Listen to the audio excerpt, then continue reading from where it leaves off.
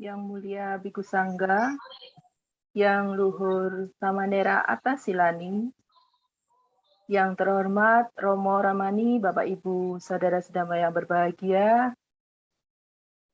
Namo Buddhaya Soti Hotu. Berbahagia sekali pada malam hari ini kita bisa berjumpa Bapak Ibu di dalam Dhammasakaca Online. Pada malam hari ini edisi sesi meditasi bersama yang tentunya pada malam hari ini Rabu 16 Maret 2022 Dhammasakaca Online masuk ke season ketiga meditasi bersama episode ke-11 dengan tentunya guru pembimbing kita yaitu Bante Titayano Mahatera. Saya ucapkan selamat bergabung Bapak Ibu yang sudah join melalui Zoom maupun channel YouTube. Dhammasakaca Online ini diselenggarakan oleh Wihara Dhamma Metta Jember dan Wihara Dhamma Harja Banyuwangi. Sebelumnya, saya akan membacakan susunan acara pada malam hari ini. Susunan acara Dhammasakaca Online pada malam hari ini dimulai dengan petunjuk partisipan, kemudian pembacaan Dhammapada, nama Karapata, dilanjut dengan profil singkat narasumber, pengantar meditasi, latihan meditasi, kemudian dokumentasi, tanya jawab, patidana, nama Karapata, dilanjut dengan ada beberapa informasi dan pengumuman, kemudian penutup. Petunjuk bagi partisipan diharap dalam posisi on kamera dan mic dalam keadaan mute atau off. Acara berlangsung kurang lebih selama 120 menit. Partisipan dipersilakan untuk memilih posisi duduk yang sesuai.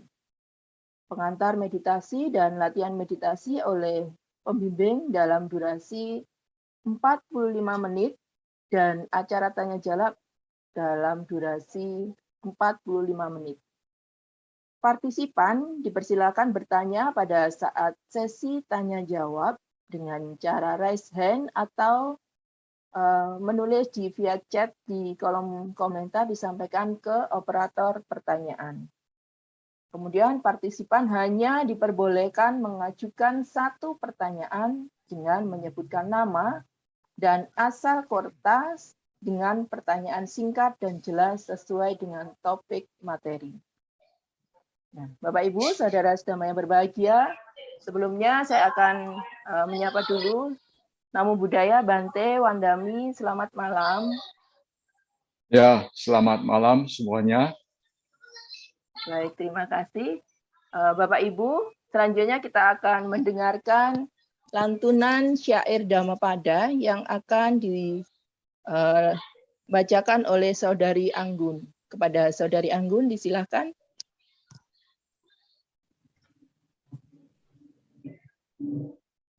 Dhammapada Bhikkhu Waggu, syair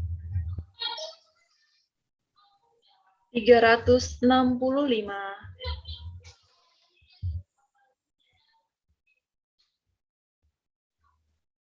Salah bahangnya timanyeya nanye sang pihayang care anye sang pihayang bhikkhu samadhing nadigajjahati, yang artinya hendaklah ia tidak mencela apa-apa yang telah ia peroleh, juga hendaklah ia tidak merasa iri terhadap apa yang telah diperoleh orang lain. Seorang bhikkhu yang merasa iri terhadap apa yang diperoleh orang lain, tidak akan dapat mencapai perkembangan dalam samadhi. Sadu, sadu, sadu. Baik, terima kasih. Saya kembalikan ke moderator. Baik, terima kasih Saudari Anggun, lantunan Dhamma Pada yang bersih sekali. Bapak Ibu, selanjutnya marilah kita membacakan nama Karapata. Bante, mohon izin saya memimpin nama Kara. Ya, silakan. Arahang Sama Sambuddho Bhagawa Buddhang Bhagawantang Abhiwademi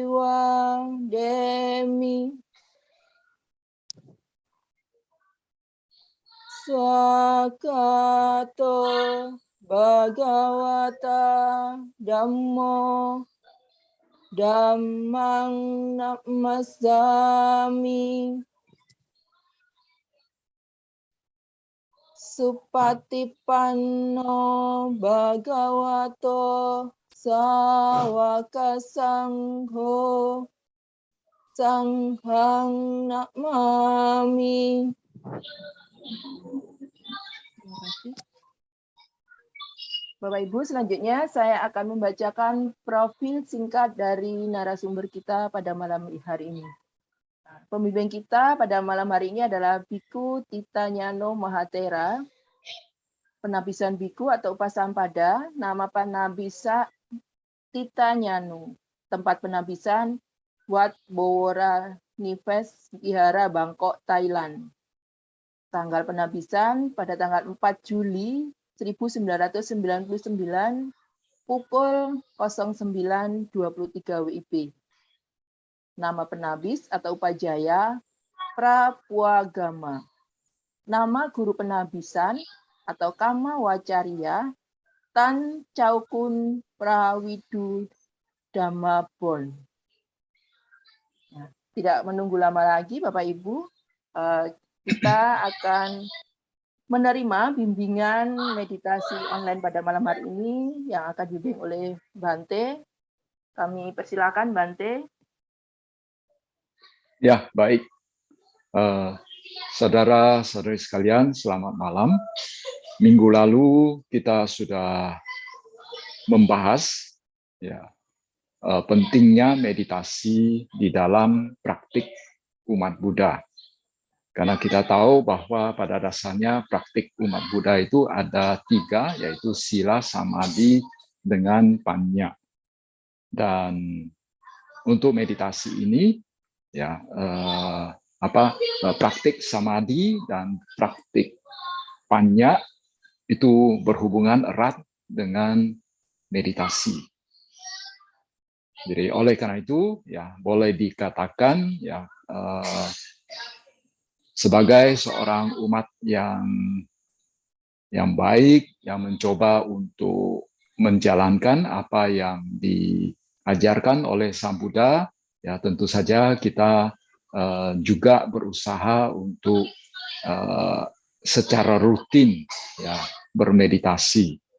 Walaupun ya mungkin bagi sejumlah orang yang cukup sibuk, entah karena pekerjaan, karena urusan rumah tangga, atau karena belajar, ya, sehingga agak sulit untuk menyisihkan waktunya. Tetapi ya tetap dicoba untuk berlatih meditasi, karena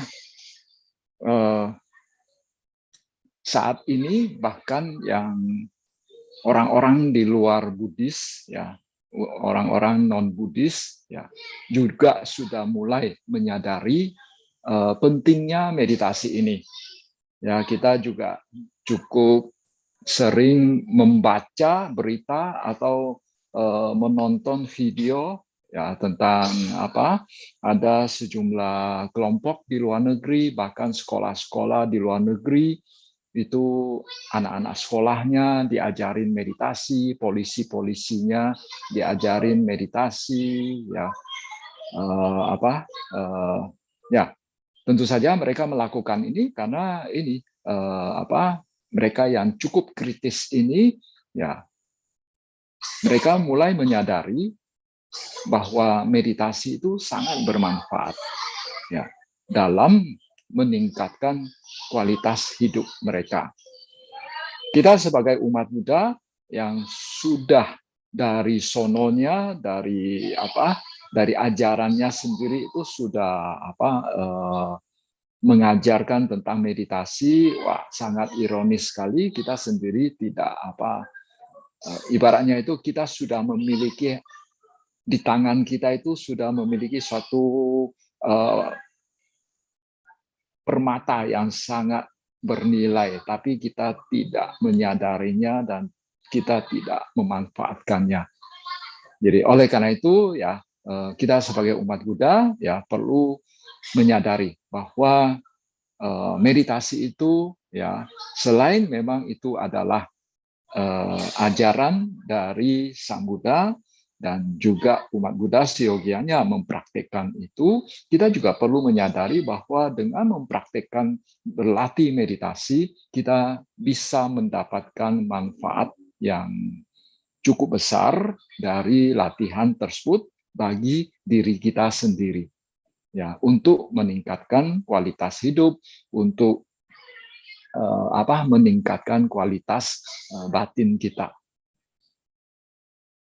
Jadi oleh karena itu ya kita sebagai umat Buddha ya seyogianya tidak mengabaikan latihan meditasi ini.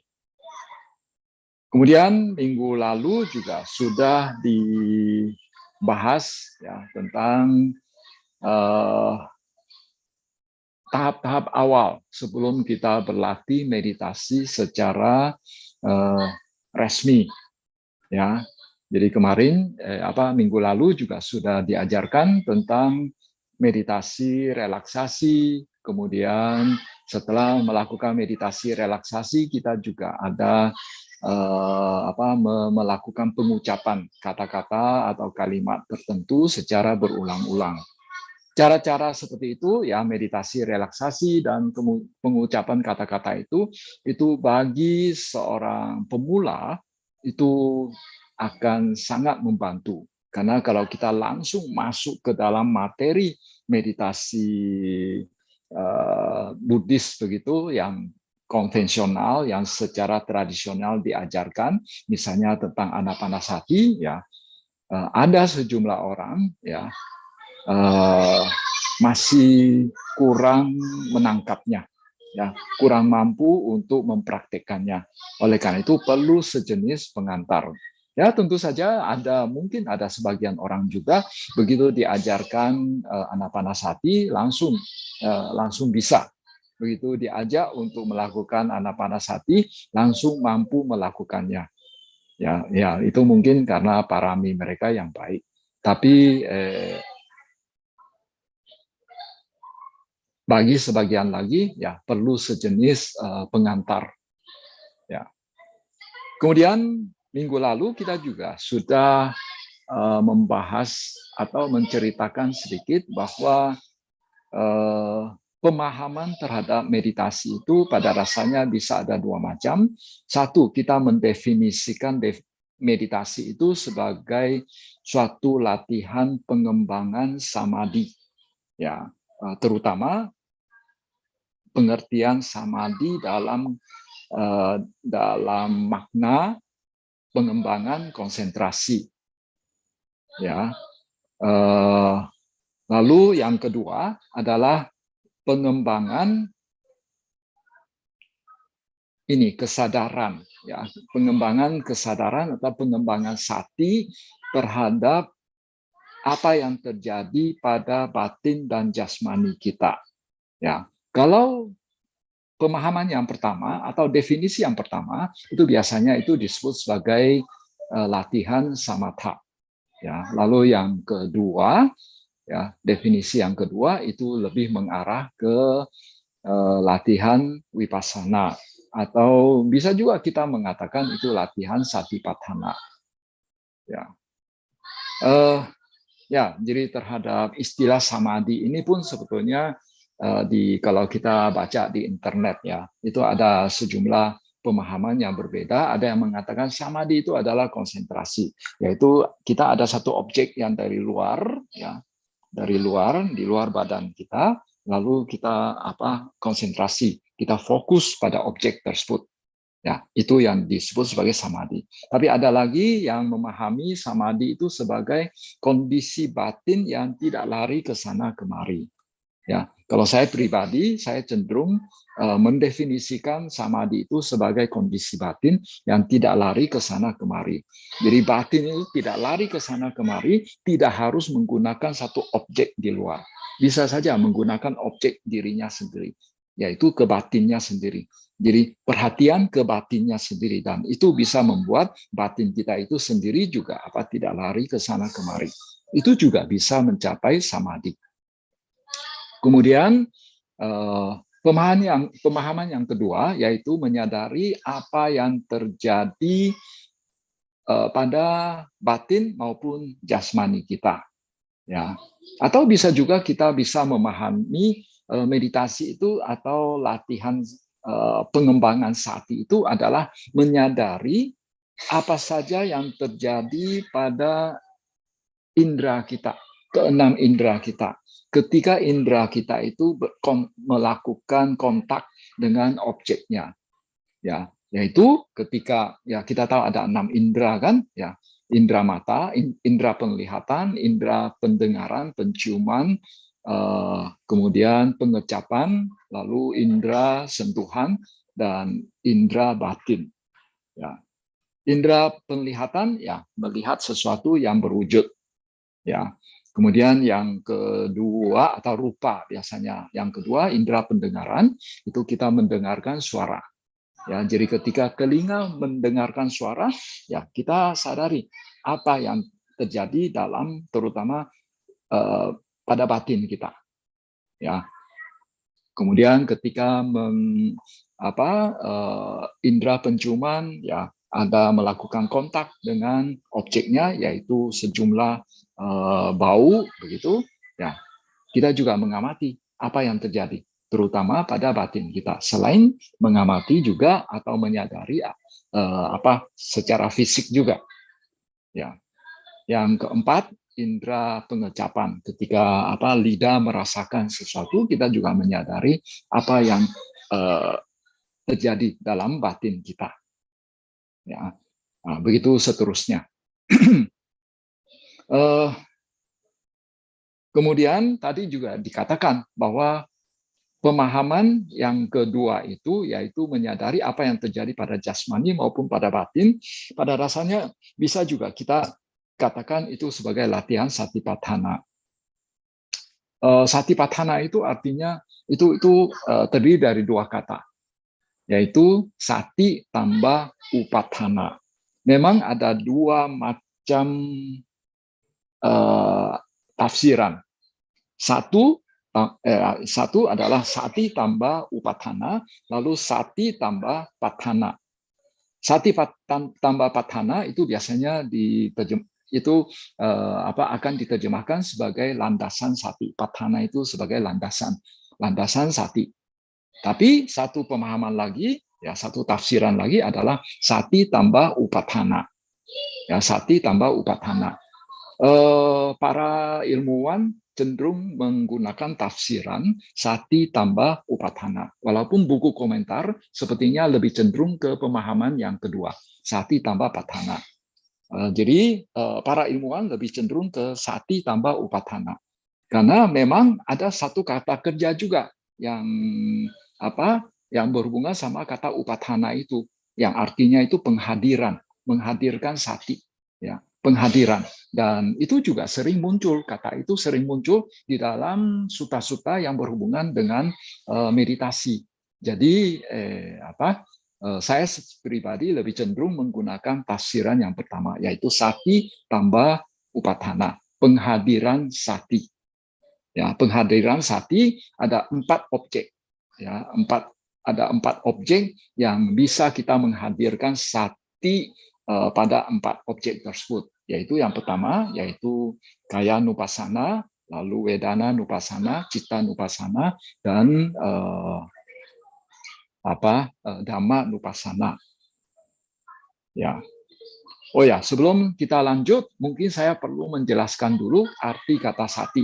Walaupun ini mungkin sudah sering saya jelaskan, tapi nggak apa-apa. Dalam kesempatan ini kita ulangi kembali. Ya, kata sati sendiri artinya secara harafiah artinya ingat. Ya, kalau bahasa Jawanya eling. Ya, ingat. Ya, walaupun seringkali di masyarakat diterjemahkan sebagai kesadaran atau perhatian, ya, kesadaran atau perhatian. Tapi ya sebetulnya ya arti kata sati itu ingat. Ya, secara harafiah sati itu artinya ingat. Ya, ingat. Dan terjemahan bahasa Inggrisnya sekarang lebih banyak ya diterjemahkan sebagai mindfulness. Ya. Mindfulness. Jadi sati itu sebetulnya bukan perhatian, juga bukan kesadaran. Karena kalau yang namanya kesadaran itu bahasa Palinya itu citta, citta atau winyana, atau bahasa Inggrisnya itu consciousness. Ya, lalu kalau perhatian itu manasikara, attention, ya attention. Bagi yang pernah belajar Abhidhamma, salah satu dari 52 cetasika itu disebut ada yang namanya manasikara. Manasikara itu adalah attention, perhatian. Jadi sati itu bukan perhatian. Ya, sati bukan perhatian. Jadi apa hubungan antara sati dan perhatian? Jadi dikatakan bahwa kita perlu sering memiliki sati, yaitu selalu ingat untuk memperhatikan apa yang terjadi saat ini. Jadi kalian lihat di sini ada ingat, lalu memperhatikan. Memperhatikan di sini manasikara. Jadi harus ada sati dulu, ingat. Ya, ibaratnya itu kita mempunyai satu kamera yang suka lari ke sana kemari. Tapi kalau kita selalu ingat untuk mengarahkan kamera ini, memperhatikan manasikara pada objek yang ada saat ini, pada objek yang berhubungan dengan pancakanda kita, nah itu disebut sebagai latihan satipatthana. Jadi dalam hal ini ada sati dulu, baru ada perhatian. Ada mindfulness dulu, baru ada attention. Ya, itu arti kata sati. Jadi kita selalu ingat untuk menyadari, untuk memperhatikan apa yang terjadi pada jasmani, apa yang terjadi pada perasaan, apa yang terjadi pada batin kita, ya, menyadari dhamma. Ya, 4 hal itu yang dilakukan di dalam satipatthana. Ya. Kemudian ya itu yang kita lakukan, dan khusus untuk kaya nupassana yang pertama dari satipatthana, yaitu menghadirkan sati untuk memperhatikan atau menyadari apa yang terjadi pada jasmani. Itu salah satunya itu adalah anapanasati, yaitu keluar masuknya napas. Ya, jadi seperti yang sudah dikatakan kemarin, ya kalau kita menggunakan definisi meditasi itu adalah menyadari apa yang terjadi pada batin dan jasmani, berarti bahwa untuk melakukan meditasi itu tidak perlu harus duduk bersila. Jadi bisa saja sambil jalan, sambil mengerjakan sesuatu, sambil cuci piring, ya sambil makan, ya sambil berbicara, ya juga kita bisa menghadirkan sati. Ya. Tetapi bagi seorang pemula biasanya itu posisi duduk itu adalah posisi yang lebih gampang. Ya, untuk mulai latihan satipatthana ini, yaitu menyadari keluar masuknya napas. Ya, Ya, jadi menyadari keluar masuknya napas, jadi napas itu tidak dibuat-buat, ya. Napas secara alamiah, entah itu panjang atau pendek, ya kita cukup sadari, dan juga kalau sesuai dengan apa yang ada di dalam Satipatthana, ya, jadi kita menyadari itu napas masuk atau napas keluar, ya, napas masuk atau napas keluar, ya. Itu adalah yang dilakukan, ya salah satu yang dilakukan dalam latihan Kayanupasana, di mana Kayanupasana merupakan salah satu dari latihan Satipatthana. Ya, itu sedikit penjelasan saya. Ya, mari kita segera saja mulai latihan kita pada malam ini selama sekitar setengah jam. Sama seperti minggu lalu, kita pertama-tama lakukan dulu meditasi relaksasi. Ya, jadi kita duduk dengan nyaman, ya, duduk bersila. Jadi kalau misalnya tidak mampu duduk dengan kaki dengan posisi teratai penuh, ya kita duduk dengan kaki yang sejajar saja, di mana bagian pinggul, bagian belakang sini itu dibuat lebih tinggi supaya kita bisa duduk lebih nyaman dan punggung kita itu bisa tegak.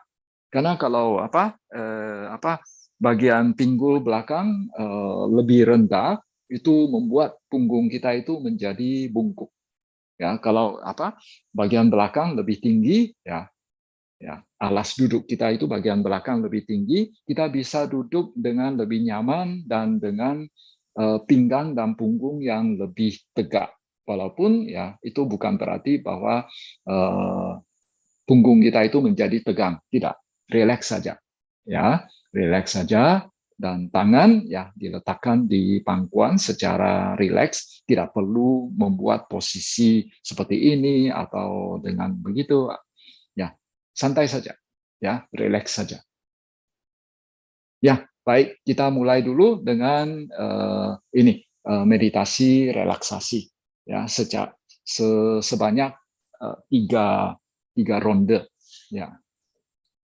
Ya, baik, kita mulai. Ya, mari kita duduk dengan rileks, tetapi badannya tegak, menyadari tubuh secara keseluruhan dari ujung kepala sampai ujung kaki. Ya, dirasakan seluruh badan dibuat rileks, kendor tapi tegak. Ubun-ubun dirasakan rileks, kendor. Dahi dirasakan rileks, kendor. Muka dirasakan rileks, kendor. Bagian belakang kepala dirasakan rileks, kendor.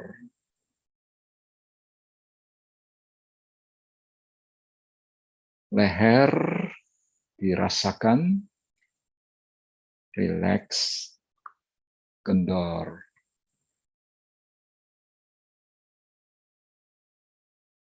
Seluruh kepala dirasakan rileks, kendor. Termasuk geraham, ya, rileks, kendor. Gigi bagian atas dan bawah hanya bersentuhan secara ringan saja. Ya, geraham, rileks, kendor. Pundak dirasakan rileks, kendor. Kedua tangan rileks, kendor.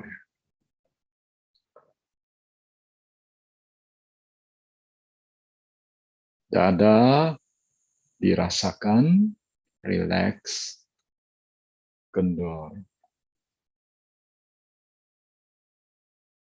Punggung dirasakan, rileks, kendor.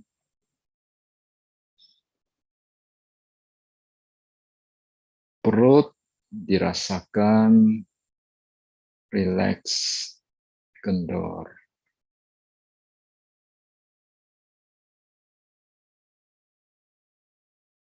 Pinggang dirasakan, rileks, kendor.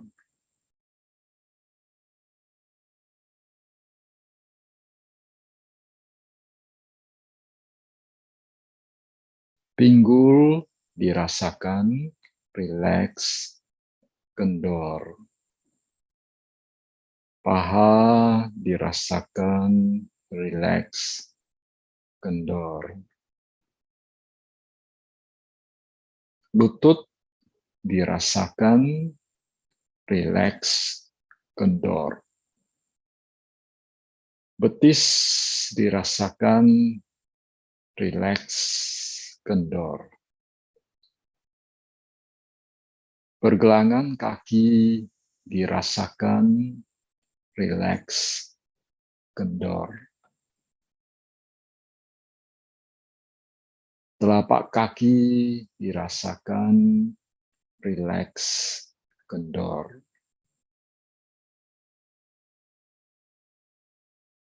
Kaki secara keseluruhan dirasakan, rileks, kendor. Seluruh badan dirasakan, rileks, kendor.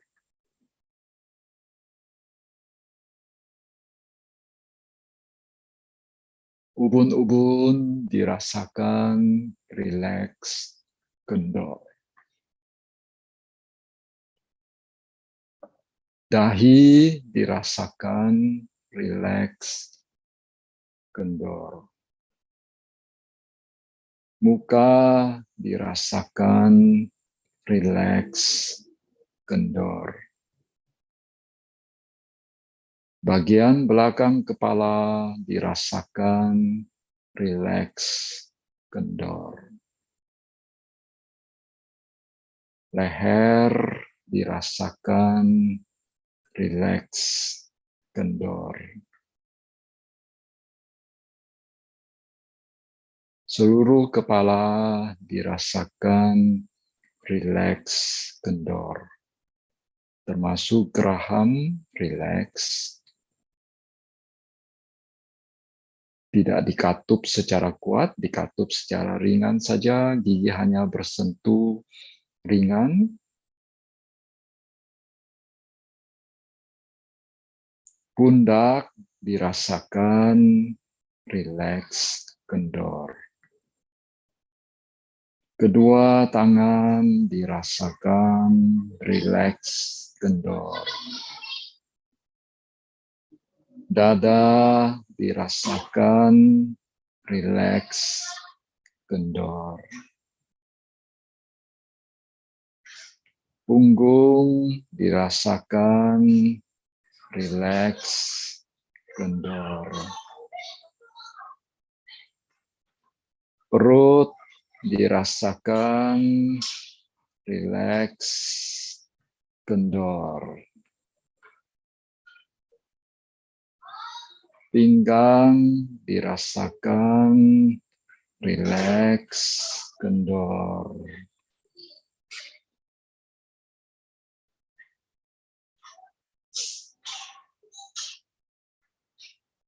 Pinggul dirasakan, rileks, kendor. Paha dirasakan, rileks, kendor. Lutut dirasakan, rileks, kendor. Betis dirasakan, rileks, kendor.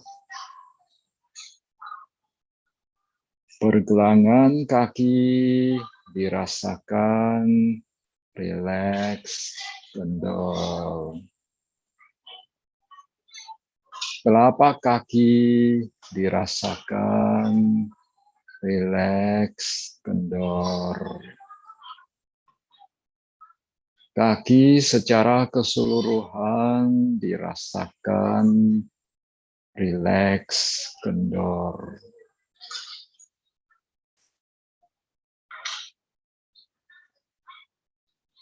Seluruh kaki dirasakan rileks, kendor.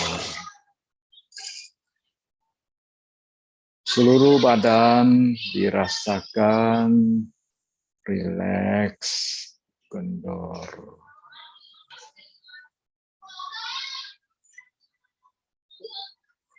Ubun-ubun dirasakan rileks, kendor.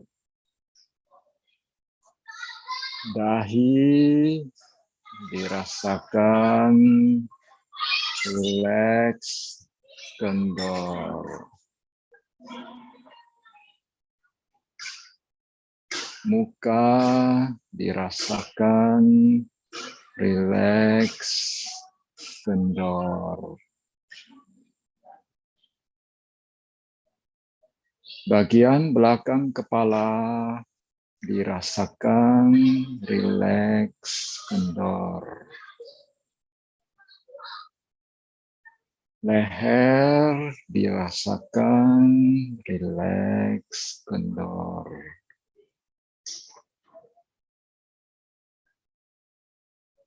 Bagian belakang kepala dirasakan rileks, kendor.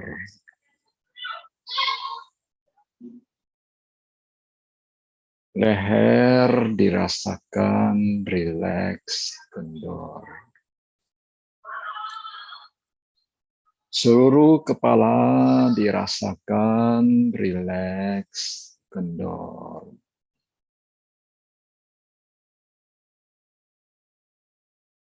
Pundak dirasakan rileks, kendor.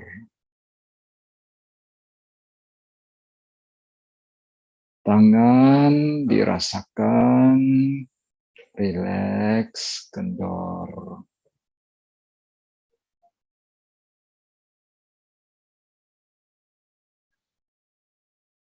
Dada dirasakan rileks, kendor. Punggung dirasakan rileks, kendor.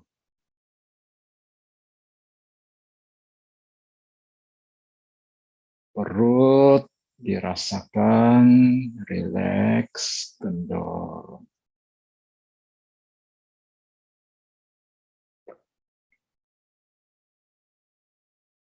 Pinggang dirasakan rileks, kendor.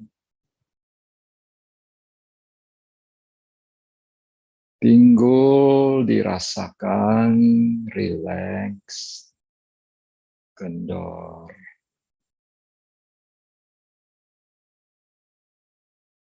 Paha dirasakan rileks, kendor.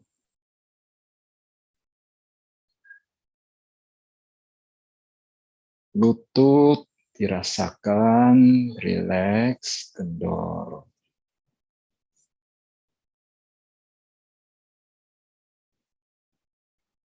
Betis dirasakan rileks, kendor.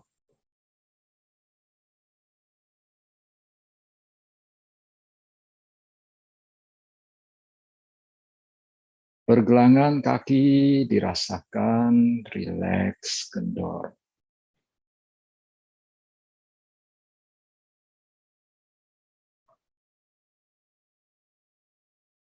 Telapak kaki dirasakan rileks, kendor.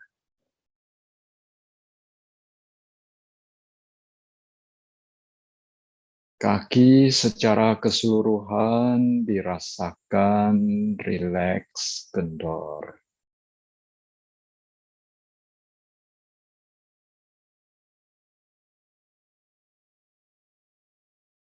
Seluruh badan dirasakan rileks, kendor.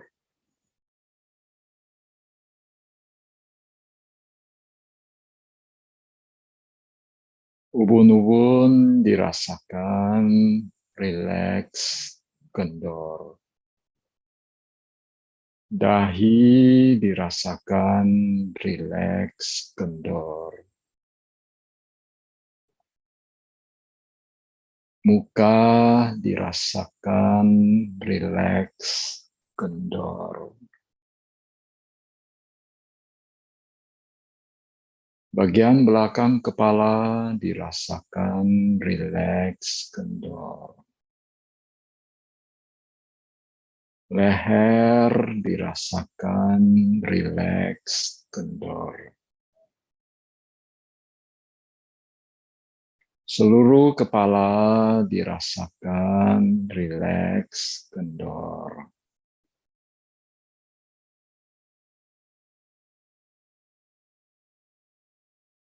Pundak dirasakan rileks, kendor.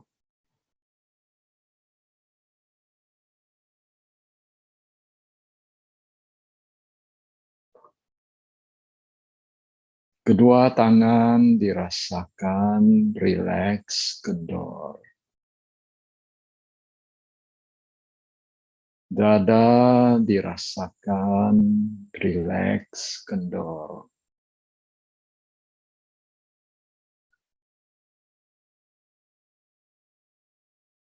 Punggung dirasakan rileks, kendor. Perut dirasakan rileks, kendor. Pinggang dirasakan rileks, kendor. Pinggul dirasakan rileks, kendor. Paha dirasakan rileks, kendor.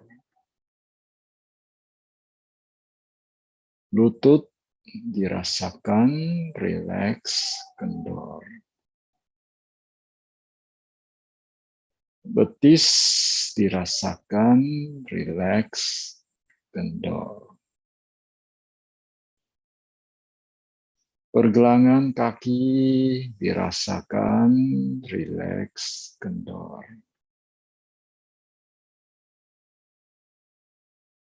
Telapak kaki dirasakan rileks, kendor.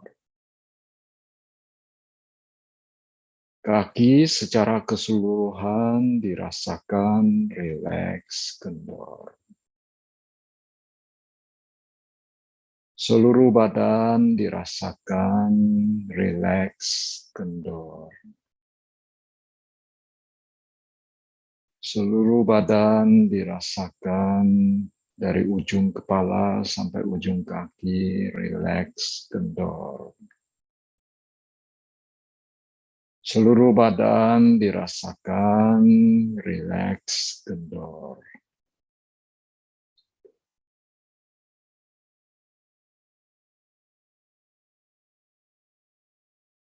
Mari kita mengucapkan Buddho.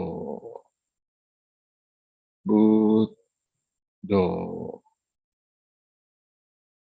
Ucapan di dalam hati, ya, perhatian ditujukan pengucapan di dalam hati. Buddho. Buddho.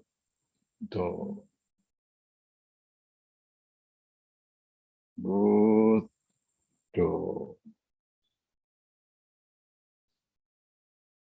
Buddho.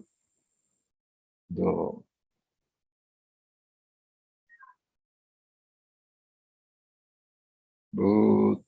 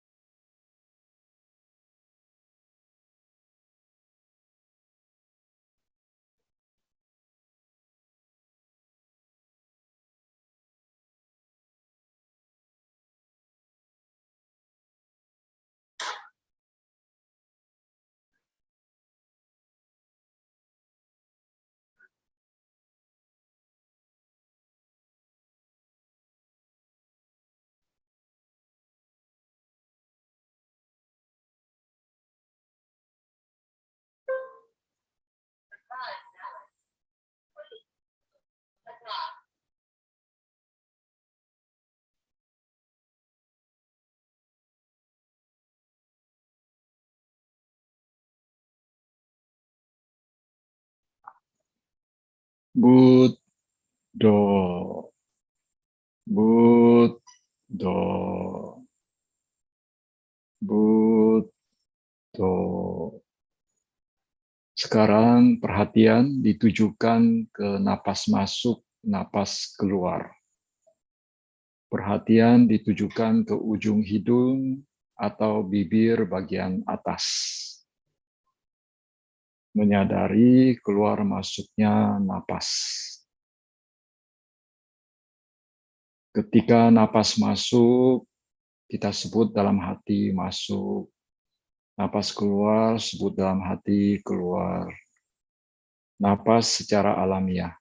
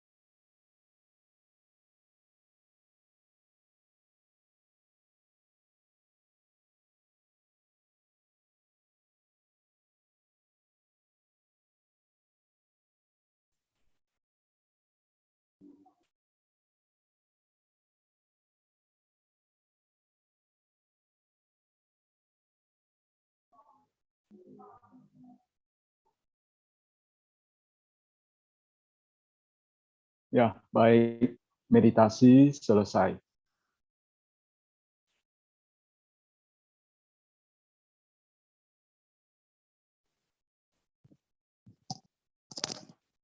Terima kasih Bante untuk bimbingannya. Bante, sepertinya ini sudah nggak sabar yang raise hand, Bante. Monggo, silakan disampaikan pertanyaannya.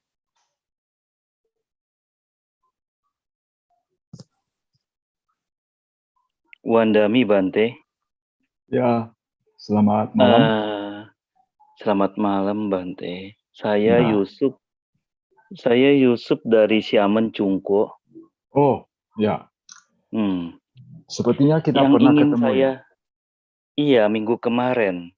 Oh, yang kemarin ya. Oh. Ya. Yang saya ingin tanyakan, meditasi Buddha Nusati ini kan hanya mencapai upacara samadhi, nggak bisa mencapai jhana. Ya. Pada saat kondisi meditasi di mana mencapai upacara samadhi ini, apakah faktor-faktor jhana seperti vitaka, wicara, piti, sukha, ekagata, apakah tertampak dalam fenomena batinnya, Bante? Itu pertanyaan Maksudnya saya. tampak atau muncul? Begini Bante, jadi saya cerita saja ya. Saya mohon maaf ke teman-teman ya. Jadi saat saya mulai mencapai tangan, terus batin menyebutkan Buddho, maka tertampak figur Buddha. Terus makin lama makin cemerlang cahayanya, sehingga saya bisa fokus ke sana. Yang saya asumsikan itu sebagai patibaga nimitta. Jadi saya bisa fokus ke sana selama kurang lebih 2 jam. Tapi uniknya kok saya nggak merasakan untuk masuk ke jhana 1 dan berikutnya. Kebetulan saya sudah berlatih di Anapana sampai ke level sana. Jadi saya pada saat Buddha Nusati ini nggak merasakan seperti jhana 1 dan seterusnya. Makanya saya, wah ini jangan-jangan cuma sampai upacara samadhi. Karena kebetulan memang saya nggak tahu Buddha Nusati ini bisa sampai tingkatan apa. Nah, yang ingin saya tanyakan, pada saat batin mencapai upacara samadhi itu, ke faktor-faktor jhana seperti piti, sukha, ekagata itu terasakan gitu loh, Bante. Ya. Oke, saya sudah paham pertanyaannya. Terima kasih, Bante. Biasanya memang untuk latihan Buddha Nusati ini, kalau per definisi ya Buddha Nusati ini adalah kita merenungkan salah satu sifat dari Buddha itu. Kita tahu Itipiso kan ada disebut 9 Buddha guna, 9 kualitas seorang Buddha. Ya, jadi biasanya begitu. Kita pilih salah satu sifat itu lalu direnungkan. Karena ini merupakan suatu perenungan, sehingga memang itu tidak mungkin untuk mencapai jhana. Jadi paling ya juga secara teoritis kan kita belajar juga bahwa Buddha Nusati itu paling tinggi itu hanya mencapai ini saja upacara samadhi. Kalau nggak salah begitu ya. Ya. Iya, betul. Jadi memang kadang-kadang juga bagi seorang pemula, kalau misalnya dia langsung ke perenungan terhadap kualitas Buddha, itu agak sulit. Jadi ada sejumlah guru meditasi mengajarkan meditator tersebut, terutama pemula, itu membayangkan wajah Buddha. Itu sebagai langkah pertama untuk masuk ya, ke Buddha Nusati.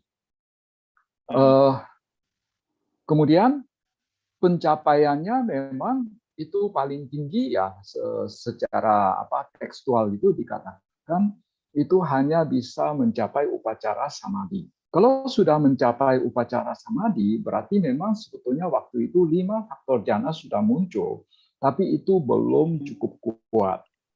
Betul, Ya, untuk pemula, ya. Dan bisa juga karena objeknya ini, sifat dari objek ini tidak bisa membuat mencapai samadhi yang sangat dalam, sehingga ya 5 faktor jhana ini pun itu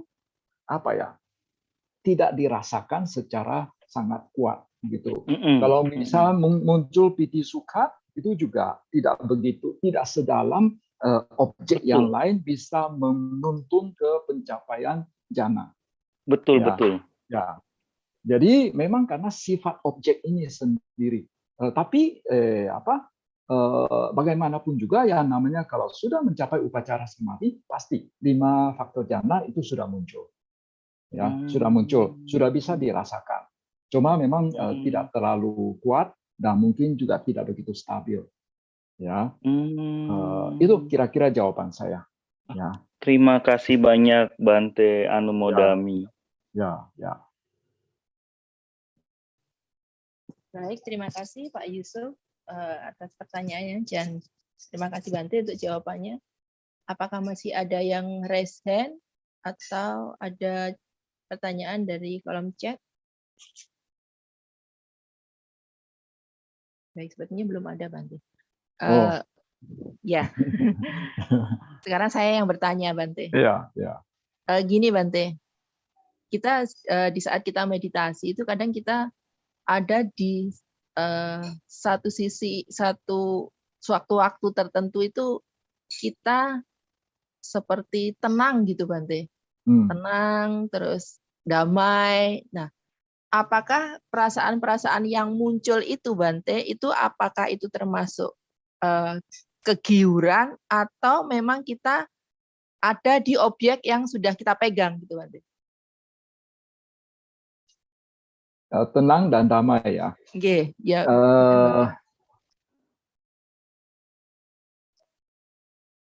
Jadi dari pengalaman itu ada sejumlah orang waktu dia merasa tenang dan damai, itu bisa jadi itu tanda awal munculnya ngantuk. Ya, munculnya ngantuk. Tapi tentu saja tidak semua ya, tidak semua. Ada yang memang betul-betul merasakan tenang dan damai. Tenang dan damai ini sebenarnya bisa ditafsirkan macam-macam. Kadang juga kan bisa juga kita mengatakan itu keheningan gitu ya. Nah, kalau keheningan itu biasanya istilah bahasa palingnya itu pasadi. Ya, pasadi itu salah satu faktor pencerahan, salah satu dari 7 bojjhanga. Itu pasadi, keheningan, hening, rasanya hening gitu. Ya, hening bisa juga ditafsirkan seperti itu, adanya ketenangan atau kedamaian. Tapi bagi sebagian yogi lagi, meditator, itu pada saat mereka merasakan kedamaian, keheningan gitu, itu kadang itu juga merupakan satu tanda-tanda awal munculnya ngantuk. Apalagi dia mengarahkan perhatiannya ke keheningan atau ke kedamaian tersebut. Itu bisa membuat dia itu bisa tambah ngantuk. Jadi oleh karena itu biasanya kita tetap ke objek semula. Ya, walaupun kita bisa merasakan keheningan, kedamaian itu, tapi tetap kita tidak memperhatikannya. Ya, cukup menyadari lalu kembali lagi ke objek semula. Ya, supaya tidak ngantuk. Ya, supaya tidak ngantuk, supaya tidak tergelincir ke dalam kinamida. Ada disebutkan tentang kegiuran. Kegiuran memang di Indonesia diterjemahkan sebagai itu adalah terjemahan dari piti. Ya, piti itu apa ya? Ya, memang itu adalah suatu sifat apa ya? Suatu bentuk batin ya. Suatu batin yang membuat batin itu merasa sepertinya tergiur gitu. Tapi tergiur tapi tidak merasakan kebahagiaannya itu secara utuh, secara betul-betul meresap ke dalam begitu. Ya, jadi seringkali jadi di dalam Wisuddhimagga ya sering diberikan perumpamaan perbedaan antara piti dengan sukha, kegiuran dan sukha. Kalau kita sudah mendapatkan kegiuran, sepertinya ya itu sudah dekat dengan sukha juga. Ya, sudah ada unsur sukhanya juga. Tapi unsur sukhanya itu belum begitu mendalam. Ya. Nah, jadi seringkali dikatakan kegiuran itu seperti seseorang yang berjalan di padang pasir, lalu tiba-tiba dia bertemu dengan satu mata air. Ya, dia bertemu dengan mata air, tapi mata airnya itu dia belum cicipi airnya, dia belum mandi dengan airnya begitu. Ya, dia belum cuci mukanya dengan mata air itu, dengan air dari mata air itu. Jadi batinnya itu timbul yang namanya kegiuran. Ya, sudah merasa sedikit happy sih, tapi itu masih belum sempurna happy-nya. Nah, ketika dia sudah minum airnya, dia sudah mandi dengan airnya, ya, dia baru merasakan wah itu bahagianya itu begitu meresap. Nah, itu yang disebut sebagai sukha. Ya, jadi sebetulnya yang namanya kegiuran sama kedamaian, ketenangan atau keheningan itu berbeda. Ya, kegiuran di mana itu biasanya itu adalah terjemahan dari istilah bahasa Pali yaitu piti. Sedangkan kalau keheningan itu pasadi, ya hening gitu. Ya batin merasa hening. Ya. Kira-kira jawaban saya memadai? Ya. Iya, Bante. Ya. Terima kasih, Bante. Satu lagi, Bante. Berapa persenkah ininya, Bante? Maksudnya antara meditasi jalan sama meditasi duduk itu tingkat keberhasilannya itu berapa persen, Bante? Maksudnya kalau misalnya meditasi jalan mungkin lebih konsentrasi atau meditasi duduk lebih konsentrasi begitu, Bante.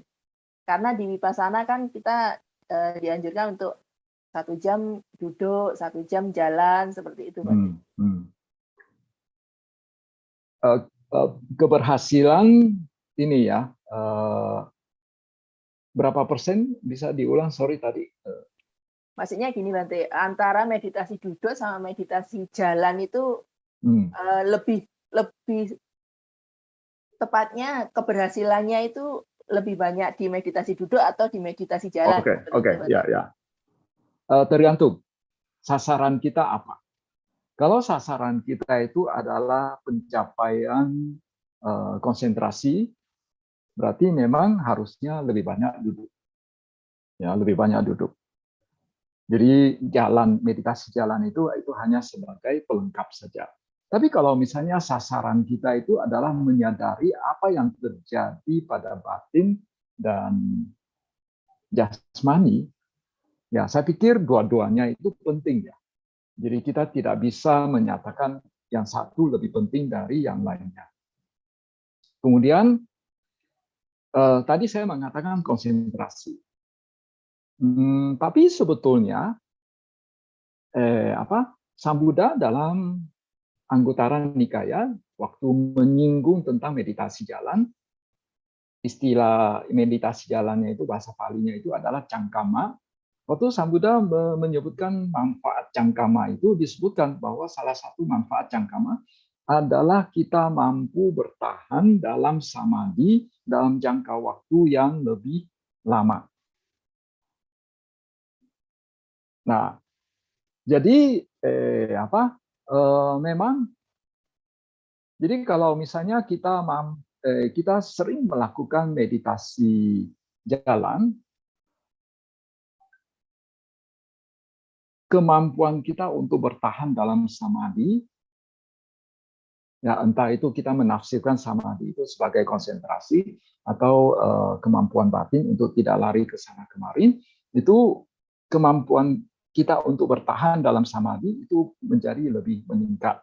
Kita mampu bertahan dalam samadhi dalam jangka waktu yang lebih lama. Itu dikatakan oleh Sang Buddha. Karena kenapa bisa demikian? Karena waktu kita melakukan meditasi jalan, lalu kita mampu menegakkan sati kita terhadap objeknya, ya entah itu sentuhan telapak kaki atau menyadari mungkin keluar masuknya napas, atau kita menyadari apa yang terjadi di dalam batin, ya lamunan di dalam batin, omong-omong dalam hati. Nah, itu tingkat kesulitannya lebih besar. Dan kalau kita mampu, ya dengan tingkat kesulitan yang begitu, yang lebih besar itu, dan kita mampu melakukan meditasi jalan itu secara rutin, ya, dan kita mampu misalnya melakukan meditasi jalan itu selama 1 jam misalnya, nah itu berarti ini kemampuan batin kita itu juga meningkat, terutama dalam hal mempertahankan samadhi dalam jangka waktu yang lebih lama. Jadi kembali ke pertanyaannya, ya, jadi jawabannya tergantung. Kita arahnya mau ke konsentrasi, berarti sebetulnya kalau mau keberhasilan yang lebih tinggi, itu memang meditasi duduk. Tapi kalau misalnya kita lebih ke ke satipatthana begitu, itu sebetulnya sama. Kita tidak bisa mengatakan satu sama lainnya itu lebih bagus begitu. Ya. Kira-kira memadai ya jawaban saya. Oke, Bante. Berarti tergantung tujuan kita kemana. Gitu ya, betul. Ya. Jadi kita bisa memilah, misalnya tujuan kita ke kanan, berarti kita harus ambil sisi kanan. Kalau kita tujuan ke kiri, kita harus ambil sisi kiri. Seperti itu ya, Bante. Ya. Baik, terima kasih Bante untuk pencerahannya. Baik, ada yang raise hand, Bante. Pak Rudi. Silakan Pak Rudi untuk menyampaikan pertanyaannya. Malam Bante, terima kasih atas bimbingan meditasi. Bante, yang ada yang mau saya tanyakan mengenai ada sewaktu-waktu pada saat meditasi itu degupan jantung itu rasanya terasa Bante. Dan rasanya tuh tidak ada seperti jeduk. Tapi apa itu ada kesalahan ya Bante? Tidak masalah. Ya, memang kadang itu bisa terjadi hal seperti itu. Yang penting kita tidak jadikan degupan jantung itu sebagai objek meditasi. Jadi saya masih ingat ada seorang guru meditasi mengatakan bahwa ada 2 objek meditasi yang ada 2 hal yang seyogianya tidak dijadikan sebagai objek meditasi. Satu adalah salah satunya itu degupan jantung. Ya. Lalu yang kedua adalah ini, kalau kepala sedang sakit, kadang kan orang ini meditasi, lalu misalnya kakinya sedang sakit, dia fokus ke tempat yang sakit di kaki. Tapi kalau bagian kepala yang sakit, itu jangan, tidak boleh fokus ke tempat yang sakit di kepala itu berbahaya. Ya. Nah, jadi kalau misalnya waktu sedang meditasi kita bisa merasakan degupan jantung, oke, kita tahu, ya. Setelah itu kembali lagi ke objek semula. Ya. Jadi pada dasarnya itu begitu. Di dalam meditasi, sensasi apapun yang muncul atau fenomena apapun yang muncul, itu kita sadari kemunculannya, lalu lantas kita kita kembali lagi ke objek semula. Ya. Kemudian kalau misalnya kemunculannya hanya sebentar, boleh saja kita mengamati sebentar, lalu kita tahu munculnya, juga kita tahu apa dia lenyapnya, lalu kembali lagi. Tapi kalau dia masih tetap berlangsung, ya udah kita tetap kembali ke objek semula. Tidak usah nunggu sampai dia hilang begitu. Kadang-kadang dia tidak hilang-hilang. Jadi kita selalu kembali ke objek semula. Sama satu lagi Bante kalau boleh. Ya. Ya. Kalau di dalam meditasi ini kan dengan yang ada satu metode seperti Qigong itu Bante, itu apa ada perbedaan? Kalau di Qigong kan ada kita ngelipat lidah ke atas langit-langit, habis itu pada saat kita ambil napas kita masukkan kita pada saat buangnya kita masukkan di ulu hati dulu. Setelah itu, setelah ulu hati terasa hangat, dia akan diturunkan ke tantien. Setelah itu tantien dibiarkan tantien sampai penuh, dia nanti bisa jalan sendiri sampai ke belakang Bante. Dan melalui kepala ke atas. Kembali lagi ke... Ya. Jadi biasanya itu meditasi Buddhis tidak melakukan hal seperti itu. Jadi memang latihan Qigong itu kan berasal dari Tiongkok ya. Nah, meditasi di Tiongkok pada dasarnya ada dua aliran besar. Maksud itu satu adalah aliran Taoisme, satu aliran Buddhisme. Biasanya saat ini dewasa ini yang lebih populer adalah Qigong dari Taoisme. Ya, Qigong dari Taoisme. Kalau Qigong Taoisme dia lebih ke arah untuk tahap awal. Biasanya itu pengaliran qi berada di permukaan tubuh. Yang berada di permukaan tubuh itu yaitu biasanya itu dia mulai dari tantien dulu, ya, tantien bawah. Karena tantien itu ada 3. Tantien atas, tantien tengah, ya, san tantien, zhong tantien, xia tantien. Tantien atas, tengah, dan bawah. Jadi asalnya dari itu sejenis tangkinya, reservoirnya itu ada di xia tantien, tantien bagian bawah. Itu dia alirannya itu di permukaan kulit, ya, dari daerah sekitar pusar, di bawah pusar, ya, sedikit di bawah pusar, ke bawah ke daerah dubur, lalu naik ke punggung, ya, naik terus sini, lalu turun agak ke dalam, jadi supaya dia tidak putus di bagian sini, kan sini ada rongga mulut, supaya tidak putus, jadi makanya lidah perlu dinaikkan ke langit-langit, ya, supaya setrum dalam tanda kutip, supaya setrumnya itu bisa jalan turun ke bawah sampai ke xia tantien lagi, ya. Itu untuk tahap awal untuk latihan meditasi Taoisme. Jadi dia yang permukaan dulu, ya, itu namanya Xiao Zhou Tian. Ini ada dua nadi, namanya Ren Mai sama Wu Mai, ya. Jadi dia itu Xiao Zhou Tian, mikrokosmos, ya. Nah, itu untuk tahap awal, latihan tahap awal. Tapi nanti kalau sudah latihan tahap selanjutnya itu ke nadi tengah, Zhong Mai.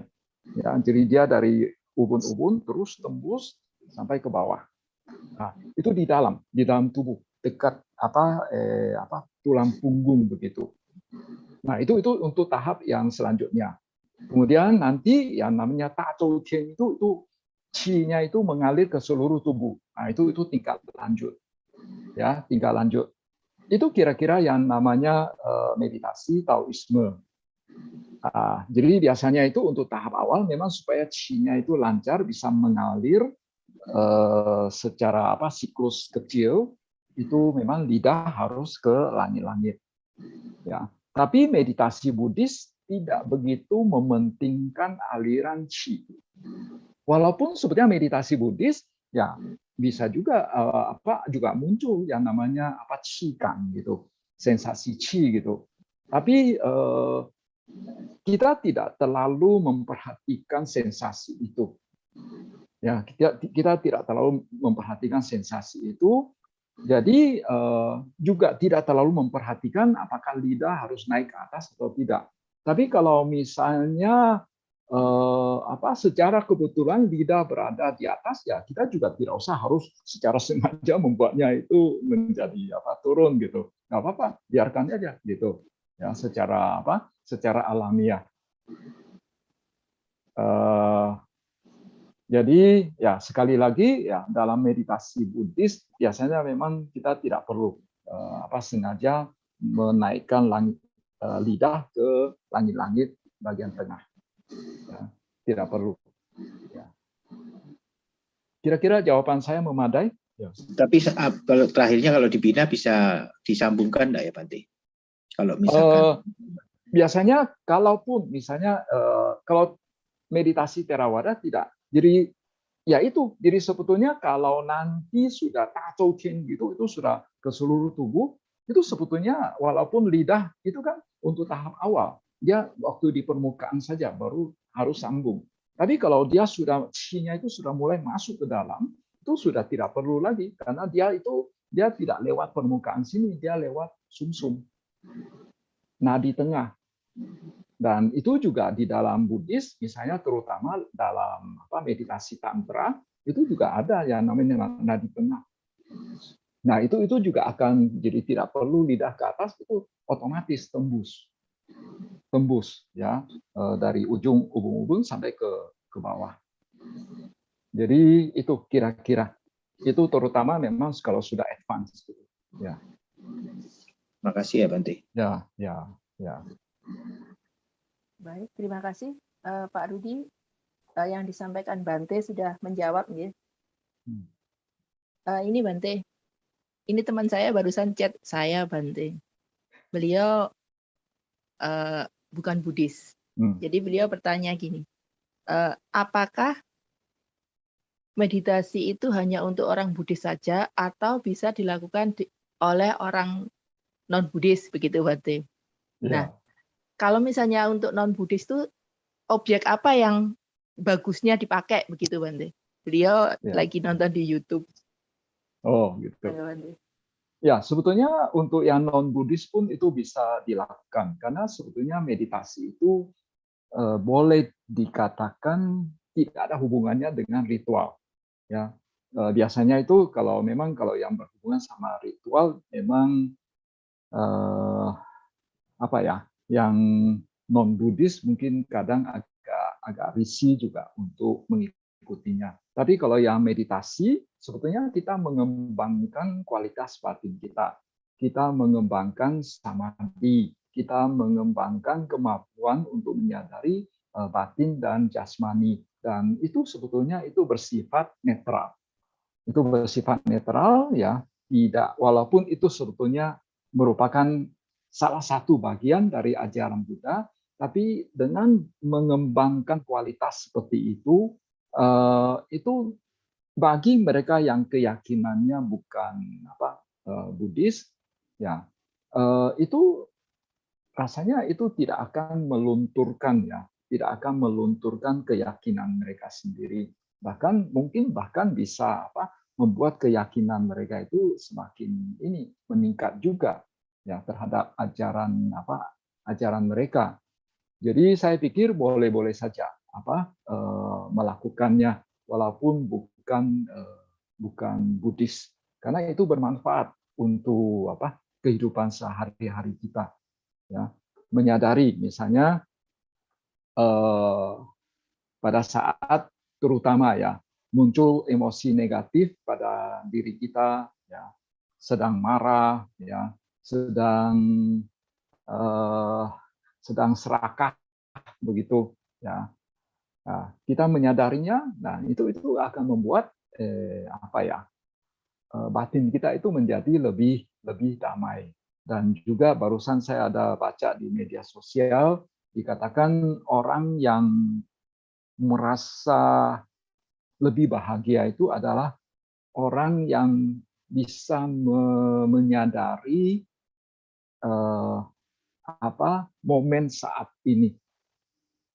Ya, orang yang bisa menyadari momen saat ini, maksudnya dia hidup pada saat ini, tidak hidup di masa lalu atau di masa depan, melamun begitu, ya, mengkhayal, tapi dia menyadari apa yang terjadi pada saat ini pada dirinya, Nah, itu dikatakan kualitas hidupnya lebih baik. Dia akan hidup lebih bahagia. Nah, jadi untuk tujuan hidup lebih bahagia, ya ini meditasi ini juga berperan penting. Ya, itu kira-kira jawaban saya. Ya. Baik, terima kasih Bante. Jadi beliaunya ini sering sekali mengikuti sesi meditasi ini, Bante. Jadi beliau tanya ke saya, boleh nggak sih kalau meditasi itu saya melakukan juga gitu. Jadi mungkin dengan sharing pada malam hari ini beliau lebih tercerahkan gitu, Bante. Baik, ini ada pertanyaan dari kolom chat, Bante. Sukihotu Namo Buddhaya Wandami Bante, izin bertanya. Saya baru belajar meditasi. Pada waktu meditasi terasa badan seperti pegal-pegal dan pikiran seperti berlari atau tidak fokus. Apakah itu cara meditasinya salah atau bagaimana? Mohon pencerahannya, Bante. Monggo. Ya, itu sebetulnya lumrah terjadi pada seorang meditator pemula. Jadi bagi seorang yogi pemula itu bisa terjadi. Badan agak pegal, terutama setelah duduk lama. Ya, itu karena belum terbiasa. Kemudian kalau muncul badan pegal juga sebetulnya ada satu hal yang perlu diperhatikan. Apakah saya duduknya itu sudah rileks atau tidak? Ya, saya duduk secara alamiah atau tidak? Ya, alamiah, duduk secara alamiah, rileks, ya, tapi badannya tetap tegak. Ya, nah itu yang perlu diperhatikan. Kemudian kalau pikiran suka lari ke sana kemari, itu juga lumrah bagi seorang pemula. Jadi biasanya itu pikiran suka lari ke sana kemari. Ya, salah satu caranya adalah menggunakan pengucapan kata-kata yang tadi saya katakan tadi. Atau bisa juga mulai dari meditasi relaksasi dulu. Meditasi relaksasi, lalu ke pengucapan kata-kata, lalu ke memperhatikan napas. Ya, kalau masih ada waktu atau mampu melakukannya. Ya. Tapi kalau misalnya hanya sampai ke pengucapan kata-kata, itu juga oke saja. Oke. Ya. Itu kira-kira jawaban saya. Ya. Terima kasih, Bante. Terima kasih Bapak Tanwijaya yang sudah bertanya. Apakah masih ada yang mau tanya lagi atau yang raise hand atau di chat? Operator, bagaimana? Sepertinya tidak ada yang tanya di chat, Bante. Ya. Baik, Bante, apa masih mau ada yang disampaikan atau kita masuk ke Patidana, Bante? Ya, untuk sementara belum ada. Ya, nanti minggu depan baru ada yang disampaikan lagi. Ya. Baik, terima kasih banyak, Bante, atas bimbingan meditasi serta sharing yang disampaikan. Mudah-mudahan seiring berjalannya waktu, kita lebih rajin lagi untuk melakukan samadhi, lebih rajin lagi untuk mengembangkan batin, sehingga kita bisa memutus rantai penderitaan, begitu, Bante. Baik, selanjutnya kita masuk ke Patidana, Bante. Mohon untuk memimpin Patidana. Ya, baik. Ya, saudara-saudari sekalian, hari ini kita sudah melakukan sejumlah perbuatan baik, ya, mendengarkan, merenungkan makna dari Dhammapada tadi, lalu kita melakukan penghormatan kepada Buddha, Dhamma, dan Sangha, dan juga kita sudah bermeditasi, melakukan diskusi Dhamma. Nah, itu dikatakan menghasilkan jasa-jasa kebajikan. Sekarang jasa-jasa kebajikan ini kita juga limpahkan ke leluhur kita, sanak famili kita yang telah meninggal, mereka-mereka yang memiliki hubungan karma dengan kita, makhluk-makhluk yang berada di sekitar kita, ya kita membagikan jasa-jasa ini juga kepada mereka, semoga mereka turut berbahagia. Hendak mayang patidanang karomase punya sidani katassa Yananya nikatani me te sanca bhagino hontu sattananta pamanaka ye piyang gunawanta ca maihang mata pita dayo dittha me ca pyaditthawa anye madjat tawerino satta tithanti lokasming te bumma catuyo nika pance kacatuwo kara sansaranta bawa bawe nyatang ye patidanang me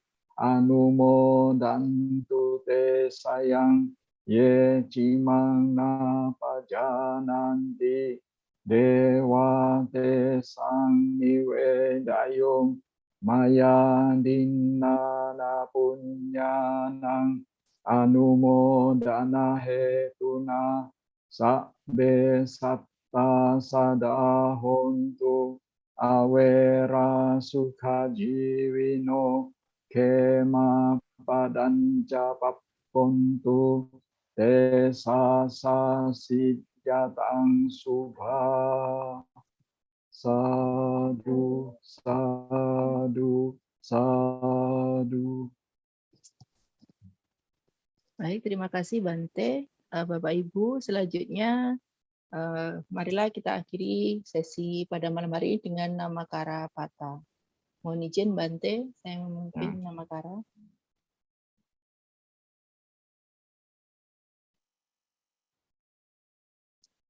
Arahang Samma Sambuddho Bhagawa Buddhang Bhagawantang Abhiwademi Swakato Bhagavata Dhammo Dhammang Namasami Supatipanno Bhagavato Sawakasangho Sanghang Namami.